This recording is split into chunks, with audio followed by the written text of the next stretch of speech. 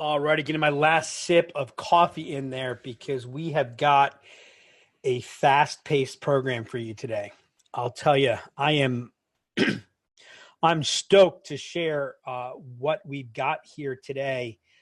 Candidly, I'll tell you that this was one of the tougher ones for me to put together because as we were finishing the deck off in the last couple of days, our biggest challenge was we had to take some stuff out because I think the original deck probably had us going about 2 hours, maybe an hour and a half. Certainly at the rate that I speak, maybe it was an hour and a half. But we promised to get you out by 3 p.m. Eastern time, or if you are watching the recorded version of this within roughly 58 minutes of the time that you hear this.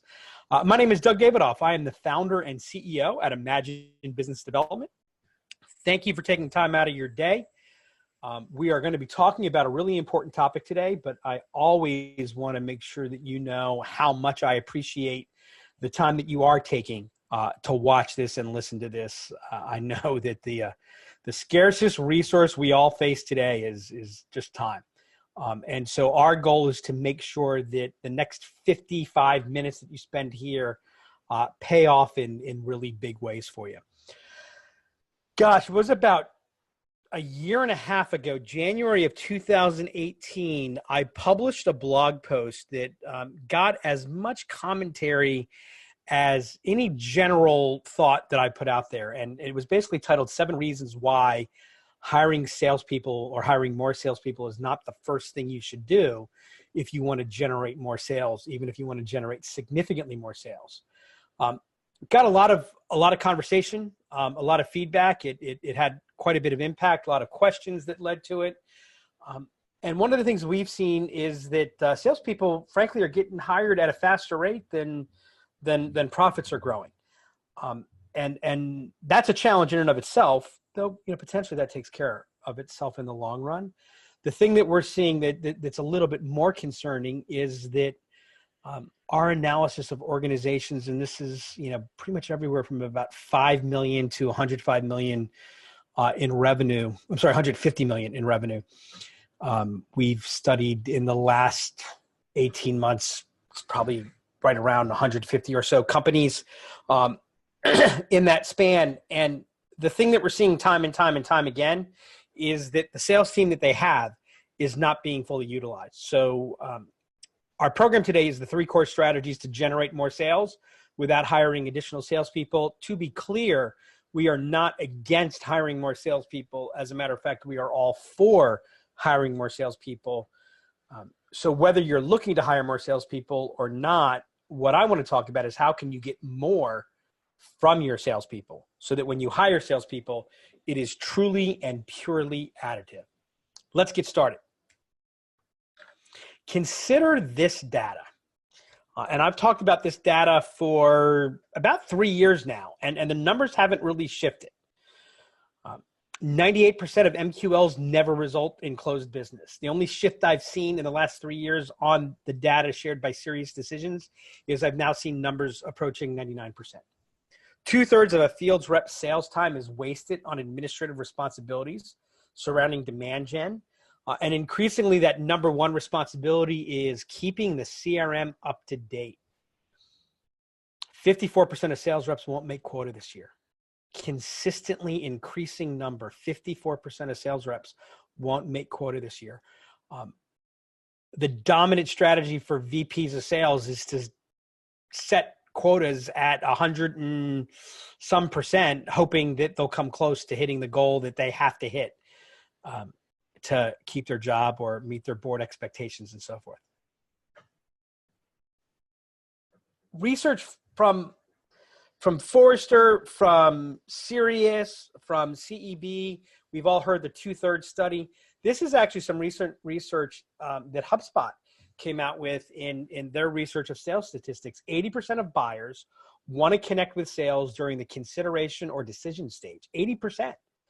After they've researched options and come up with a short list. And I would say what's worse than that, not only are you oftentimes not getting an opportunity to be on that list, but you've got little to no opportunity to influence how they're perceiving the issues or decisions. What's more, 50% of buyers say they have incomplete, unclear, or poorly defined criteria, making it harder for salespeople. And 53% say they postpone decisions on at least half of purchases. We've all heard it. We all know about the zero moment of truth. The zero moment of truth is a fact today.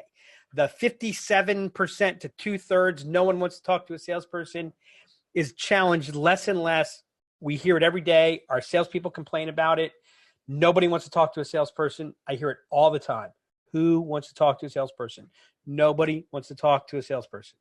And so what we've done as organizations is we have deployed almost all of our resources to later and later in the stage. And we're doing it for the right reasons, align with the buyer. And we're looking at all this data that's telling us that that's what we need to do. But here's the problem.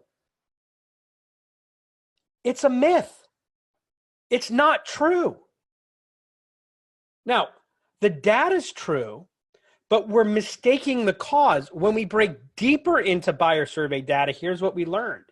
73% of buyers, 3/4 of buyers are willing to meet with salespeople earlier than the consideration phase if they help me define my problems and needs, tell me something I didn't know about my category or my competitors. They provide me with objective, keyword there, objective information and help me frame my decision. They challenge my way of doing business by highlighting a pain point or organizational need that we weren't aware of. And by the way, their preference, if a salesperson will do this, is to interact with that salesperson as early as possible in the sales cycle. You see, the reason that sales is having a problem, the reason that we're not maximizing the impact of our salespeople is that we're waiting for the buyer to decide that they want or need something, or we're running out there to try to start a conversation with, hey, let me tell you about my new whatever, which doesn't do the buyer any good. 33% of buyers will favor a vendor that, quote, shows me a new way of solving an established problem. And 66% say that vendors that have taken the approach that I just talked about have enabled them to shorten their purchasing decision or sales cycle. Let me be clear, and I see this every day. Buyers want to talk to you if you've got something worth talking about. And I don't care how much money you raised. I don't care what your new process is. I don't care how excited your engineering team is. And please don't get me wrong. I get that's all really important. But that is about you. And that comes later. We are destroying our economic impact because we're not relevant when it matters most. What I want to talk about today is how do we solve this problem? So let's do that. To solve this problem, we have to understand constraints and bottlenecks theory. And when you take a look at an organizational's go-to-market program, you've got to understand that you have one resource that is the scarcest resource. It is the most important resource. And the way we're handling it, when I say most important, I mean to be able to manage the capacity and accelerate growth. Lots of other things matter. But this is the number one constraint. And that number one constraint is a salesperson. And I don't care how talented a salesperson is, one salesperson can take one action at one time. That's it. So if at Tuesday on 2 p.m., you've got demand that 50 people want to have a conversation with a salesperson, you've got to make the decision to either hire 50 salespeople or not talk to everybody that wants to talk to you at 2 p.m. on Tuesday. And that's a tough decision to make. And what's happening is, it's spread. We got the people that are hiring salespeople like crazy, and then we got the people that are running around a little bit more like chickens with their heads cut off. Neither one solves the problem. And you see, as we hire more salespeople, before we've maximized the economic impact of salespeople, the problem is we might have demand for 50 salespeople at 2 p.m. on Tuesday, but we don't have that demand any other time of the week. And so we hire salespeople in front of demand. And please, please, please understand, salespeople do not generate demand. That is not their primary purpose, right? And the reason it's not their primary purpose is, well, first off, most of them aren't particularly good at it. No offense, but they're not. But the second thing is they're extraordinarily expensive resources to generate demand because they can only take one action at one time, right? Salespeople are best when we've developed some demand, when we've got momentum flowing and they carry it across. See, salespeople are accelerators, right? And what we need to figure out how to do is to free up their bandwidth so that they can do what they do best. And then further, we can align ourselves with what is really happening with the buyer, how they really want to engage, where, yeah, the buyer's kind of telling you both ways. I want to talk to somebody early if they can do this. I don't want to talk to somebody until late, right? That it's a little schizophrenic, and that's a fair complaint. What they're really saying is, I don't want to have conversations. I don't want to do things that aren't relevant. My time is minimal. My attention span is minimal. I've got lots of things competing for me. I want you where I need you, when I need you. And our job is to be ahead of the buyer. And far, far too often, we're catching up to the buyer. Now, here's the implications of this problem. The first thing is customer acquisition costs are just exploding. As a matter of fact, they're exploding so much that most mid-market companies aren't spending an adequate amount of money. They're not investing adequately in customer acquisition to meet their objectives because it has exploded too much. The other side is we see this insane level of funding that's taking place that is at least theoretically supporting that exploding cost. Now, here's the good thing. Like, the good thing about money, the good thing about cost is you can recover cost, but lost time is never found again. And salespeople are spending less than a third of their time actually selling. And if you took a look at the time that they spend selling, I would bet that less than half that time is spent doing things that they're the best resource to do it, or they're the only resource capable of doing it. And remember, every time a salesperson is doing something, they can't do something else. So if there's something of higher value than what I'm doing right now, I can't do that. By the way, this is why we do webinars so consistently, because I get to deliver this message in 1 hour, and this message gets to be delivered again and again and again and again. And I'm going to talk about this a little bit later in sales process, where we use a number of tools we have taken out, and candidly, we're a small sales organization. We're much smaller than the companies that we work with.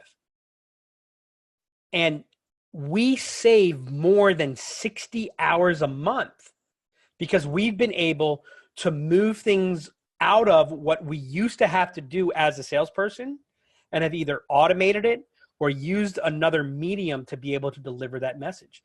And not only have we saved the time, we've actually aligned ourselves better with how the buyer wants to engage.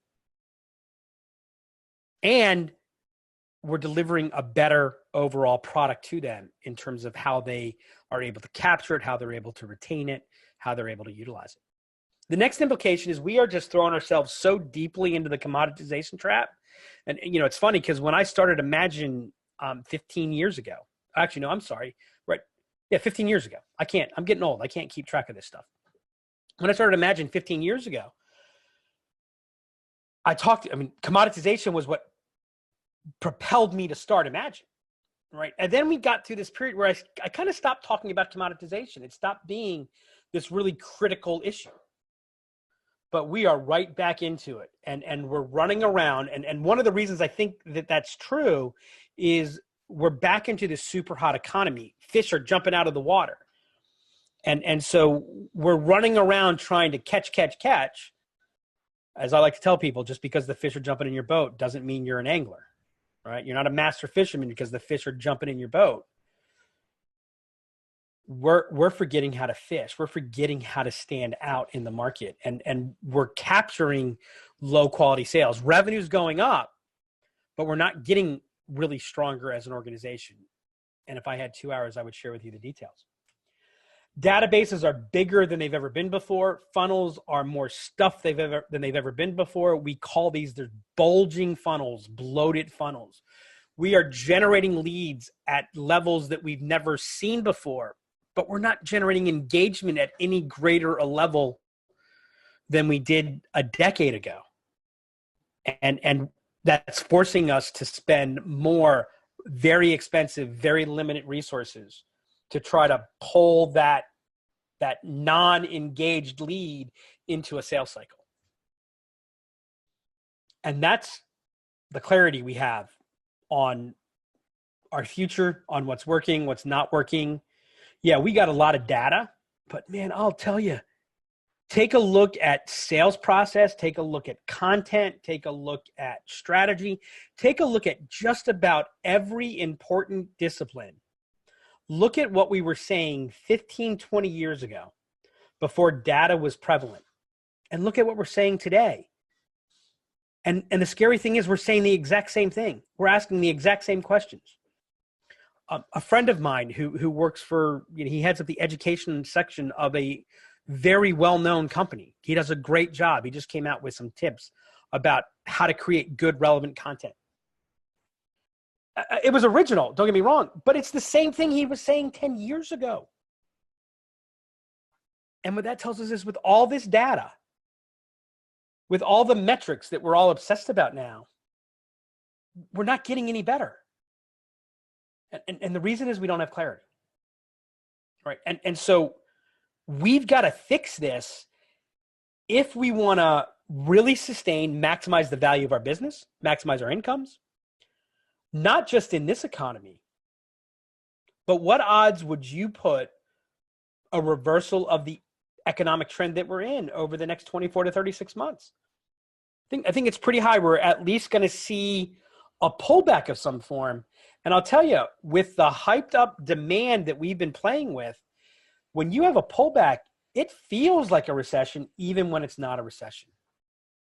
So again, I am not saying don't hire more salespeople. I love hiring more salespeople. I am saying let's make sure we're maximizing the value of the reps that we have before we hire more of them. How do we increase the impact of each sales rep by 33% or more? Now, by the way, think about this. If we can do that, not only are we more profitable, but our salespeople are more profitable, which means they're a little bit more relaxed, which also means they're making more money, which also means they're not going to leave as easily. Right? The number one reason a good sales rep leaves is because they think either someone's getting in the way of them being able to do their job and make more money, or they kind of hit all their low-hanging fruit and going somewhere else and starting new is a little bit easier. All right, so let's talk about the secret of success. Here's what the common wisdom is. If you take a look at the actions that people take, the way people go about operating, the secret that people believe is execute. It's all about execution. And there are best-selling books about execution, which is all about the tactics and skills. By the way, the most common question I get is, how do I do this? How do I do that? How do I do social selling better? How can my reps use social media? How can we do email? How can we do outbound? Right? It is the number one question. It is what just about every sales and marketing organization that I see every day is obsessing about is execution. Then they think about strategy. Strategy is important. And then if they're thinking about it, somewhere off in the distance is structure. Right? Now, make no mistake. This is the belief that people have because advisors and consultants like me want you to believe this. See, if I can get you to believe that it's the tactic that's the difference, then I can be the expert in the tactic and you'll hire me and you'll pay me more money. So if it's about social selling, then I can be the social selling master. If it's about outbound, I can tell you how to write cold scripts. If it's about inbound, I can tell you how to do that. Everything around execution plays to the idea of a quick hit, a quick solution, a simple as an easy solution, and it's all about expertise. But here's the problem. It's bunk. It's all bunk. Execution is third. And here's how I know it. Give me any tactic, and I will show you a company that is absolutely kicking ass with it, and I'll show you a company that's running on exhaust fumes. And it's not that one company is so much better than the other company. Every tactic works and every tactic doesn't work. See, the problem with execution is it feels really good, but all you have to do is look at it and realize the people who are succeeding are doing it and the people who are failing are doing pretty much the same things. And when you get down to where the difference is, by the way, the difference is not the strategy. The difference is the structure. It's the organization, it's the approach, it's the constraints and the meta processes that you build so that your business follows an MO. You see, every business, every person, every organization has an MO. We fall into a way of doing things. Now, it's tough because when you've got a way of doing things, it is hard to change that way. And if you want to change the results that you're getting, you got to change the way. If you change the tactics, but you don't change the way, you're not going to change the results for the long term. You may get, and you'll typically get, a short-term improvement, but that improvement is simply because you're paying more attention to something. Right? If you want to create predictable, scalable, sustainable, consistent growth, results, outcomes, the focus has to be on the structure first. Now we know that because anybody, and I know some of the businesses that are here, you've got a structure to your operations. You've got a structure to your engineering. You've got a structure to your consulting process. None of you would consider doing what you do without a clear structure, and that structure precedes strategy. Sales and marketing is the only place where smart people spend little time talking about structure. We spend a lot of time talking about strategy. We spend a lot of time talking about execution. But the thing that actually makes the difference, most companies don't spend any time talking about. Here's what I've learned. The difference, the single difference between the companies that succeed consistently and the companies that don't comes down to one word. It's plumbing. They've got better plumbing. As a matter of fact, I've seen companies that have crappy execution. I've seen companies that have crappy products, and they succeed because they've got great plumbing. Now, I'm not suggesting that you have crappy anything, but I am saying that you look at the companies that succeed, it's the plumbing, it's the structure that's different than the companies that are average or not succeeding. So what are the three strategies to unlock this latent opportunity that's within every salesperson in our company?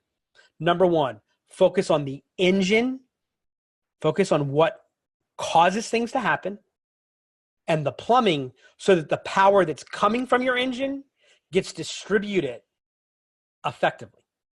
Second, strengthen your positioning by delivering insights.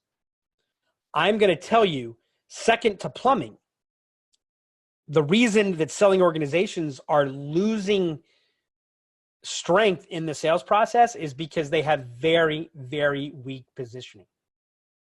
And the reason is because we have been focused on one particular strategy, one particular approach behind positioning for more than the last decade, and that has eroded our strength. And if we are not strong, if we do not occupy a strong position in our market with our prospects, with our customers, then we are going to be forced to be reactive, and all the problems that we talked about earlier will emerge. And the last piece is, when you think about sales, stop focusing on process-based sales and instead focus on outcomes-based selling. Build a process built on outcomes, not on efficiencies. Let's talk about each one of these. The engine for growth is plumbing. All right, Brian Halligan, CEO of HubSpot. I'm sorry, I'm going to talk about the funnel. I'm going to talk about the funnel because everyone's still talking about the funnel. And for what we're saying here, it'll work. This is the funnel. This is what we think about the funnel. This is our theory of how the funnel is supposed to work. We have this idea that there's this efficient funnel that someone comes in and goes all the way through in a consistent, sustained process. And that doesn't happen unless you're selling the simplest of consumer or individual oriented sales. I mean, there are some things that happen efficiently like that, but none of you on this call operate in that world. You see, this is really how it exists. The journey looks a little bit something like this. It is a confusing job, and candidly, my graphic artist was limited. I actually, what I scribbled out was far more complicated than that, because it had them in the funnel, out of the funnel, between, betwixt, sideways. My graphic artist said that, said no. My head of marketing said it looked too confusing. So we settled for this. This is the simplified version of what the journey through the funnel looks and feels like. And here's the question you got to be asking yourself. What's powering your sales engine? And I'm telling you, over the last 5 years, I've looked at more than 700 companies. And most of them have a hamster wheel powering their sales. You see, we think about the funnel and we're really, really focused on the top of the funnel. And we're really, really focused on the bottom of the funnel. And if we look at the systems that we use, more on that in a second, they're like all top of funnel or bottom of funnel. But we're missing the middle of the funnel. And you see, it's the middle of the funnel where predictability occurs. It's the middle of the funnel where the leverage occurs. Now, the middle of the funnel is not sexy, right? The middle of the funnel is complex. It's chaotic. It's confusing. It's filled with exceptions. It's filled with chaos. But it's the place where the magic occurs, right? And if we don't have a strong middle of the funnel, then our salespeople have to do more and more admin-based things because we can't automate them because we have no system to manage the exceptions. We have no, nothing to, well, this person's a little bit different. And how do we handle that? And how do we get this piece of information over here? And how do we orchestrate all these complex factors, right? And what do companies, what's the number one strategy companies have turned to deal with the complexity? Well, they've turned to sales enablement, and specifically in sales enablement, they've turned to technology. A couple of years ago, CEB researched companies and found on average, this is a couple of years ago, they were spending $5,000 more per rep. Yet, despite that, the impact on sales conversion was actually down. Right? I don't have the data precisely, but I'm pretty confident we're spending a little bit more than $5,000. And the impact on sales conversion rates hasn't moved that much. Lots of money is being spent on technology. And make no mistake, technology is a very powerful solution. But a solution is all potential. It's the structure and the system that unlocks it. We have all the technology that we need. And if we're missing something, they're creating new stuff every day. We've got good people and there's awesome content. And again, make no mistake, technology, people, content, all crucially important to what we're doing. But for the most part, companies have that. And if you don't have it, it's not that hard to get. I mean, I'm not saying it's easy, but it's not that hard to get. It's totally within your control to get that. What we're missing is the engine to make all of this work. And then further, even with the engine, we're lacking the structure and the systems, the plumbing, so that it works efficiently and effectively. You see, we got lots of funnels that are backed up because of bad plumbing. And here's what bad plumbing means to growth. Here's what bad plumbing means to demand generation. It means poor execution, lead generation, lead management to lead conversion, and sales process. It means we have to overwork those areas, which cause costs to go up, which plugs right into the bottleneck theory, which means we have to hire more salespeople. We have to be more reactive. We have to chase our tail more. Right? We lose sales time.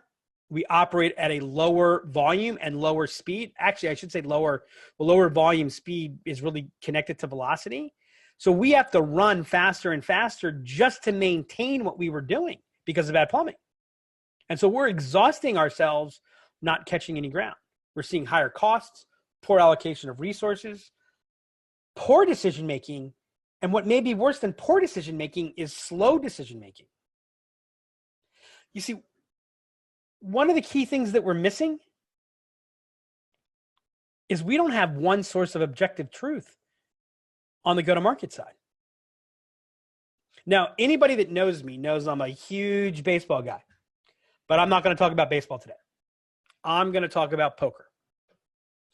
Because I see every day people talk about chess. They say, we got to play chess when everyone else is playing checkers. We say, sales is a game of chess. Business is a game of chess. It's not. Chess is a horrible analogy for what we do. Because you see, in chess, we are dealing with perfect information. Chess is more about computational power than it is about strategy and decision-making. You see, business and sales is all about strategy and decision-making. Because in business and sales, and marketing as an extension of that, we never have access to all the information. No one has access to all the information. The way somebody else plays changes the way we can play. All of those things are going on. What is interesting is, while luck plays a role in poker, you can be the best player and lose because the lesser player was lucky and you got bad luck, right? How often do we do the right things and lose the sale, and just as equally do the wrong things and win, right? In chess, that doesn't happen, right? In chess, the best player wins unless the best player makes a mistake every time. Now, despite that role of luck, you do see that the best poker players are always the best poker players. The people who end up at the final table of the World Series of Poker tend to come from a very, very finite set of people. And they show up again and again and again. Because poker is more of a game of skill than it is a game of luck, which is why you'll oftentimes hear committed poker players talk about betting versus gambling. And if you've ever seen a good poker movie, you'll see that they say, well, the person, he's no longer betting, he's gambling now. See, gambling is all about luck.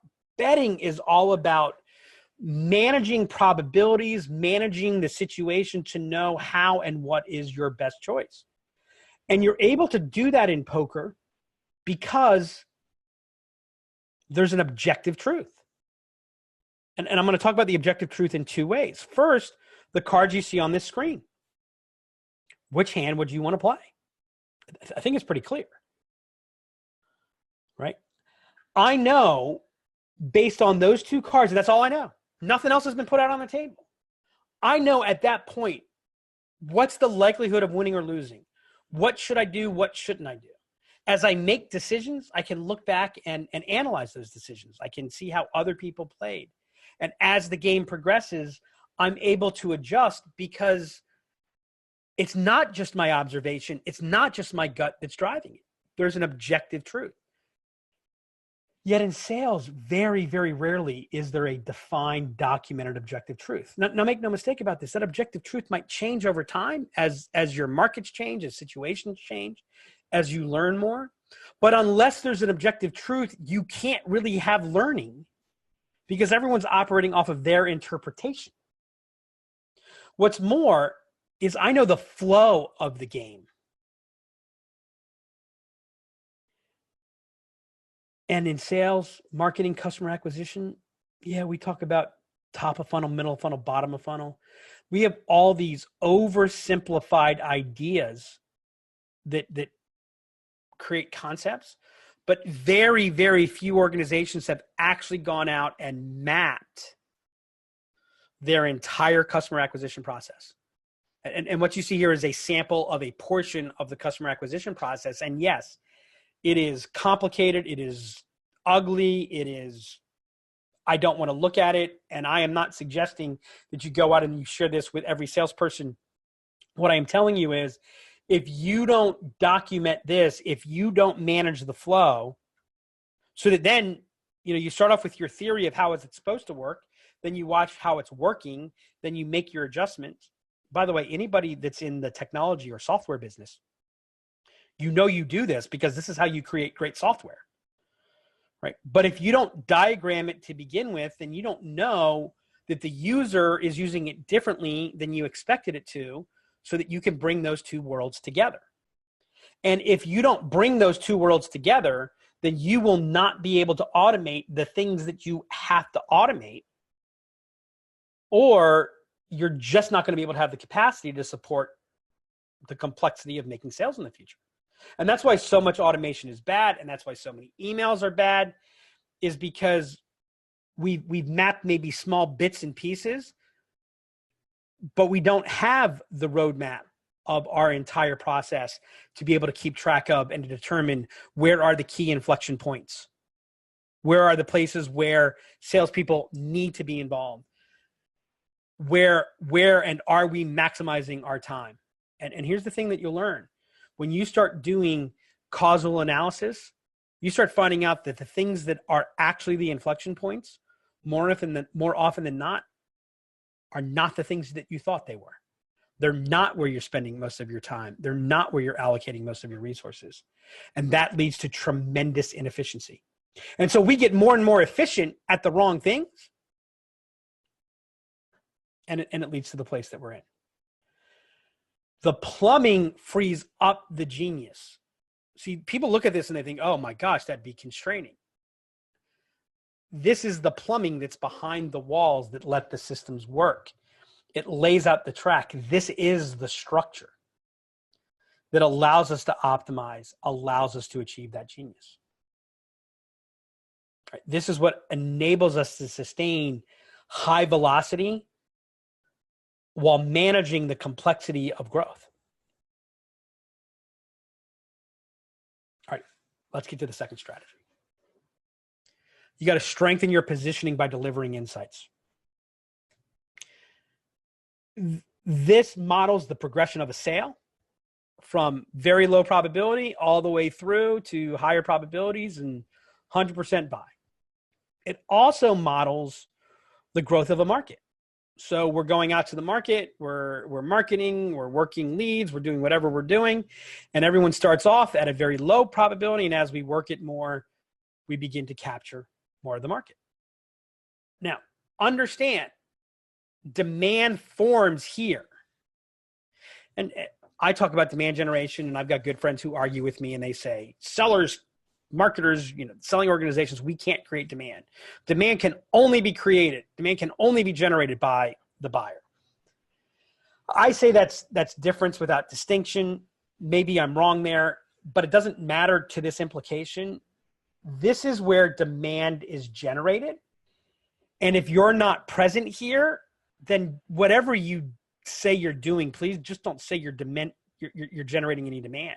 You're not even involved. You're not even there when demand is being generated. And that's the number one issue, right? We are not there. By the way, go back to the 73%, right? The topics that lead a buyer to want to talk to a salesperson are all issues that are happening here. See, what's happening here is that problems are being identified and defined. Approaches, solutions, objective solutions are being discussed and determined. Right? This is the maximum area of influence. This is where decision criteria is set. Right? And so if you want to influence decision criteria, you got to be here. Because once you get past about this middle place of the journey, this is where intent builds. Now, don't think for a second that people identify a problem and then seek the facts and data to determine the belief to solve the problem. No, they identify a problem, they establish the belief to solve the problem, then they seek the facts and data to support the belief. This is where intent builds. This is where the decision gets made. Are we going to decide? And remember, more than half of buyers defer decisions because The sale dies here. And the reason it dies here is because the implication wasn't built big enough to get through this consensus killing phase. And take a look at where you're allocating your sales marketing resources. I can almost guarantee you, with the exception of possibly 2 companies on this right now, 80% or more of your sales marketing resources are being allocated to that third phase where actions and decisions are made. But here's the funny thing. Once you're there, you're just catching. You're just fulfilling. You're not causing anything. Now, I know a lot of salespeople who love being there because their job's not that hard and they make a lot of money. But not because they're there. Right? How much revenue are you generating because of what you're doing? Right? And if most of your actions are happening here, your boat is sailing and you got a good wind. Right? You might be doing a lot of things, but it's not having a lot of impact. That goes back to execution and tactics. Right? That's not the driver. This is where great companies separate themselves, is they're present here. You see, the formula for a sale is you need engagement and intent. The question that you have to ask is, are you going to generate that engagement before there's intent or after? I've said from the time I first started selling that the definition of a great salesperson is someone who can sell when there's nothing to buy. And that doesn't mean that we're selling things that shouldn't be bought. It means that we're relevant before the need is identified. And we're leading them to identify that need. And that's why sales today is a collaboration and an integration of sales and marketing. It's no longer marketing does this, sales does that. Marketing and sales must work hand in hand to become demand generation. But the problem is we're still playing marketing by the old playbook. And it's all about thought leadership. We want to have good, authoritative stuff that's interesting and makes us sound good. We need to show people that we are smart, that we are good. But remember, if you want a new customer, what you're really selling is change. And the question is, will the company or the person you're talking to change their course and speed? And so when you're making a sale, you really have to make 3 sales. Why change? Why change with you? And why change now?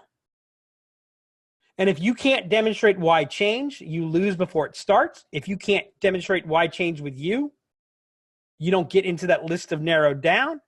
And if you can't explain why change now, you become one of those 53% of deferred decisions. And if you haven't built this case up before they're serious, then you are not going to withstand the consensus-driven decision-making that exists today. Right? If we go to the old days, like once the problem was identified, yeah, you went through a little bit of getting to momentum and that solution identification and agreement, but it really wasn't that much different. It wasn't that much harder than getting them to define and agree that they had a problem. And that's why we used to be able to go in and get one person, convince one person, and they would make the change. We're no longer selling to me's, we're selling to we's. The sale dies in solution identification. Everybody has more problems than they have the ability to solve it. And the difficulty is thought leadership can work at the end of the stage, at the end of the process, because thought leadership is all about, wow, you're smart. Insights, delivering insights. That's where your positioning is. When you deliver an insight, the takeaway is, wow, I'm wrong. Now remember the research of what gets sellers in earlier. And you'll find that insights are what they're about. Insights upend the status quo. They politely, but make no bones about it, explicitly teach the customer that they're wrong about something and what it's costing them and how to get on the path to do it right. Now, the research that I shared with you at the beginning came from a study from Aberdeen Group. This is from CEB. 2 totally different studies basically came to the same conclusion.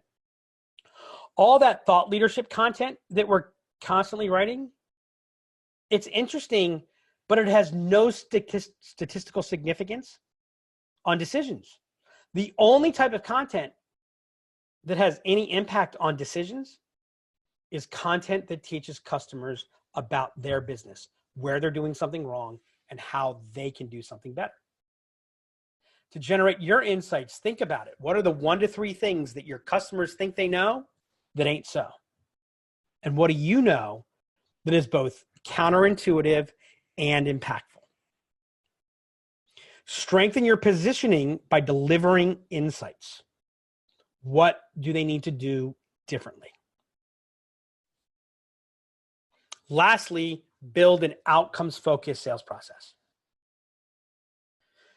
And the problem with sales has always been, it's been easy to identify activities. It's been easy to identify results. It's really hard to identify outcomes. Outcomes are what I refer to as the things that come after the efforts, before the results. You see, activities have very little correlation and almost no causation to results. Outcomes have both. They're highly correlated with at least some meaningful causal. What causes sales? To do that, you have to be able to align with the real buyer's journey and realize that the journey starts before anybody knows that the journey starts. We are influenced every day by things that we don't know we're paying attention to. That's what we call the epiphany phase. That's where we're generating awareness. The consideration phase, and this is a place where there's a lot of confusion. The consideration phase is actually a pre-intent phase. A lot of salespeople waste a lot of time because we jump to proposals when they're still actually in the consideration phase. Then once there's intent to do something, then we move to the decision phase. Your approach, your journey, your story, your style needs to align with that. This is what every great change journey looks like from a seller to buyer perspective. We establish credibility by meeting the customer, the prospect where they are. We reframe the situation to show what's possible. But then we also show them what's wrong. Right? The impact of what they're doing. So here's the potential that change brings, but here's the cost of not changing so that we can rebuild to the new way and show you how we can help you get there. But here's what 90%, 85, 90% of selling organizations do. They skip 3 steps. We're doing a better job than ever of connecting with our market. But then we're jumping right to the new way. We haven't built the problem. We haven't built the criteria to solve the problem. We haven't built the why. We go from the first bit of interest straight into the how and straight into the sell. And what happens when you do this is you don't build the base to overcome those consensus issues, those competitive issues. When we think about market development and we think about our sales process, we need to make it more outcomes-based. Right? Look and figure out what are the 3 to 5 key milestones, key points that are causal from not thinking about it to writing you a check. Right now, our research, we've identified these key parts of the swing path. These are the 6 parts of the swing path. Okay, I had to bring a little bit of baseball in. Don't have time to explain it, but if you're curious, Google baseball swing path, you'll understand what I'm talking about. Right. Before we do anything, we've got to get attention in first action. Which, by the way, if you're sending an email to somebody who you've never done anything with and has never expressed anything, and it's all about why they should spend 15 minutes with you and who can you talk to? Why are you doing that? That's down here. Right? Your first job is to get a first action. Right? Then you want to generate a meaningful conversation. Then you want to be able to connect to issues. Then you want to connect to get the commitment to investigate. This is phase 1 of intent. This is deciding, do we want to decide? a commitment to solve the problem, build the business case, deliver the business case. And when you think about a sales process through this lens, this aligns everything that you're going to do from a sales and marketing perspective. And it not only aligns it between sales and marketing, but it also aligns it with your customer. Because when you take this type of approach, now you're able to execute contextual plays. I got to tell you, I laugh. I mean, I love the fact that playbooks are back in vogue. Everyone's talking about playbooks. Okay, not everyone, but everyone in my echo chamber is talking about playbooks. The number of technology companies that have come out with playbooks, I've lost count. But people forget that a play is a contextual series of actions taken by multiple people. And look at your playbook. If you have one, and by the way, you have one, it's just a question of whether or not it's documented. And if you look at that, you're going to see single people doing single courses of action. I got one play to go to in the beginning, one play to go to in the middle, one play to go to in the end. How good would any football team be if they only had one play to run when it was 3rd and 10 inside the opponent's 20-yard line or inside their 20-yard line? Plays are contextual. And when you build the path, when you build an outcomes-based customer acquisition process, you're able to build contextual plays that leverage the talents of everybody so that the whole becomes far, far greater than the sum of its parts.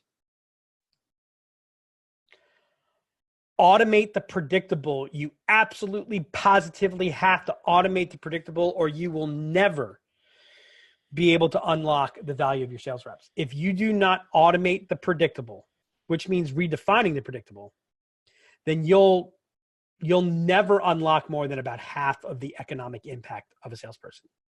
You automate the predictable so you can humanize the unpredictable. Insight set the stage for everything that you do. Develop your market. Do you want to bring down your cost of customer acquisition in the future? Invest money up front. Invest earlier in the process. It pays dividends. Engagement before intent. Invest in plumbing. It's the X factor. And implement an outcomes-focused sales process, an outcomes-focused customer acquisition process. Now, if you'd like some help with this, because you've taken time out of your day and you joined us here, I'd like to let you know about a new assessment that we've just put together to address these key issues. We call it the Sales Acceleration Readiness Assessment. This is typically a $5,000 assessment where we take a look at the key actions that you're taking, the structure, the overall approach. If you have gotten to this part of the webinar, and that means for those of you listening via recording, if you've just skipped to this part, we will waive that $5,000. If you want some more information about that, just reach out to me, reach out to one of the people that got in touch with you to let you know about this. Send me an email, chat it, at Doug Davidoff me with Twitter saying readiness, and we'll get in touch with you. We'll walk you through and explain everything that's involved in it. If you just have questions and you want to know about it, we're happy to explain that.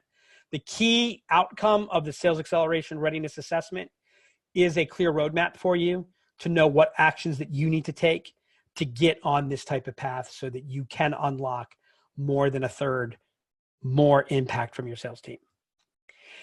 And if you don't know about the Sales Genius Network, you probably want to. The Sales Genius Network is a new initiative that we've just launched. We're going to be sharing a variety of resources, tools, and programs on an ongoing basis. It's a new community that we're developing of people that are serious and committed to predictable, sustainable, scalable growth.